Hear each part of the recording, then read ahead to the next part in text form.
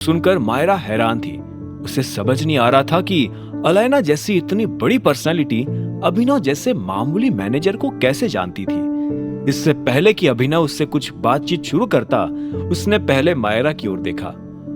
वो फंड्स का काम जल्दी कर लेना, और हाँ, मैंने तुम्हें इंटरव्यू के लिए भी कहा था, उसका क्या हुआ?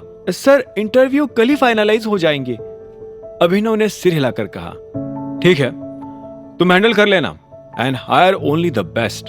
कुछ हेल्प चाहिए तो बताना। Dismissed. Okay sir, thank you. Myra तुरंत ही कैबिन से बाहर आ गई और उसने धीरे से गेट भी लगा दिया। उसे जाते हुए देखकर अभिनव के चेहरे पर हल्का सा गुस्सा था, जिसे अलायना ने नोटिस कर लिया। लगता है टाइगर लड़कियों के सामने सख्त बनने की कोशिश कर रहा है।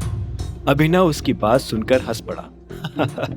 तुम भी कभी कभी कुछ भी बोलती हो। आलसी स्टाफ है, इसलिए सबको लाइन पर रखना पड़ता है, क्या करे। इसी वक्त अभिनव का फोन बजने लगा। उसने देखा कि स्क्रीन पर नाम अकरम का था। हेलो अकरम। गुड मॉर्निंग टाइगर, नई जॉब कैसी चल रही है? फोन की दूसरी साइड से आवाज आई। बस चल रही है, तुम बताओ, आज अचानक गुड मॉर्निंग कहने फोन किया है क्या? अभिनव ने मुस्कुराते हुए कहा। नहीं, एक इंफॉर्मेशन थी। वैसे तो तुम्हें कल रात को ही बता देनी चाहिए थी, पर मैं कुछ काम में उलझ गया था। मोंटी का फोन आया था मेरे पास कि वो आज ही इंडिया आ रहा है। मोंटी का नाम सुनते ही अभिनव ने अलायना की ओर देखा, जो कि उसके छोटे से कैबिन को दिलचस्पी से निहारे जा रही थी। हाँ, वो अलायना ने बता दिया था मुझे। इनफैक्ट वो भी मेरे सामने ही बैठी है, बस पता नहीं क्यों। अपना नाम सुनते ही अलायना ने अभिनव की आंखों में देखा और वो अचानक मुस्कुराने भी लगी।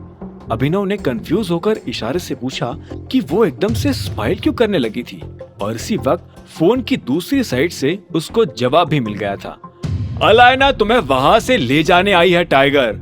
मोंटी सुबह ही लैंड कर चुका है और फिलहाल तुम्हारे पिता की एक प्रॉपर्टी में ही बैठा है। तुम एक बार आ जाओ तो प्रॉपर्टी डिस्कस कर लेते हैं।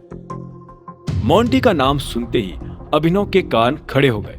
उसका खून अचानक से गर्म हो गया और उसकी आंखें पैनी हो गई।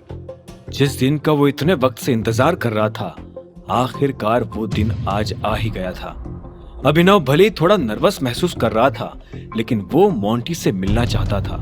वो उस आदमी को देखना चाहता था जिसके पिता की वजह से उसने अपने 18 साल अनाथों की तरह निकाले थे। वो उस आदमी से मिलना चाहता था जो उसकी गद्दी को हथिया कर बैठा हुआ था। अभिनव के अंदर अपने पिता की मौत का बदला लेने की आग हवा पकड़ने लगी थी। अभिनव ने फोन पर कहा, क्या मोंटी को पता चल गया है कि मैं वापस आ गया हूँ? अभिनव फोन पर यह सवाल पूछते हुए अलायना की ओर भी देखने लगा, जिसका जवाब अलायना ने सिर हिलाकर ना में दिया। नहीं, उससे अभी कुछ नहीं पता चला है। फिलहाल तुम मीटिंग सभी सीनियर से कर रहे हो, अकरम ने उसे दिलासा देते हुए कहा। हालांकि अभिनव के मन में अभी भी शक था, इसलिए उसने ना आने का बहाना बनाने की कोशिश करी।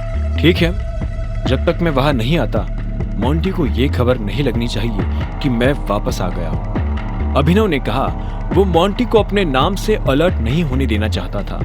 वो नहीं चाहता था कि मोंटी उसके आने की खबर पाकर कोई चाल चले। वो मोंटी को रंगे हाथों पकड़ना चाहता था। तो तुम मुझे इसलिए लेने आई हो? चलो मैं भी तो देखूं ये मोंटी कौन है, अभिनव ने कहा और अपनी जगह से खड़ा हो गया। तुम मोंटी का नाम सुनते ही इतने गुस्से में क्यों आ गए? अलायना ने अभिनव का चेहरा देखते हुए पूछा। भले ही अभिनव कुछ नहीं कह रहा था, लेकिन अलायना सब कुछ साफ देख पा रही थी। अभिनव के मन में अभी भी जवाब नेगेटिव ही था, मगर वो उसे जुबान पर नहीं लाया। उसे एहसास हुआ कि अभिनव होने से पहले वो टाइगर था, और फिलहाल वो दुनिया के सामने अभिनव बनकर इज्जत से इसीलिए रह पा रहा था क्योंकि उसके सिर पर कुछ लोगों का हाथ था। ऐसे लोग जो उसे टाइगर के नाम से जानते थे।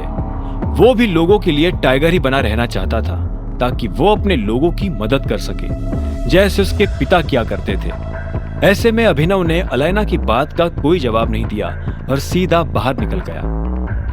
उधर जब अभिनव मोंटी से मिलने निकल गया था, तब इधर अनन्या अपने घर में परेशान सी बैठी थी।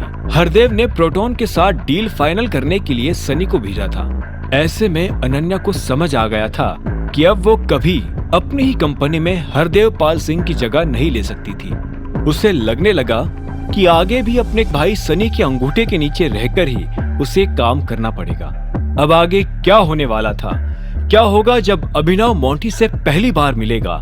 क्या वो अपने गुस्से पर काबू रख पाएगा? और क्या अनन्या को जिंदगी देगी दूसरा मौका? आगे की कहानी जानने के लिए देखें अगला एपिसोड सिर्फ पॉकेट एफएम के यूट्यूब चैनल पर, और द रिटर्न ऑफ टाइगर के सारे एपिसोड्स को सुनने के लिए डिस्क्रिप्शन में दी लिंक से डाउनलोड करें पॉकेट एफएम ऐप।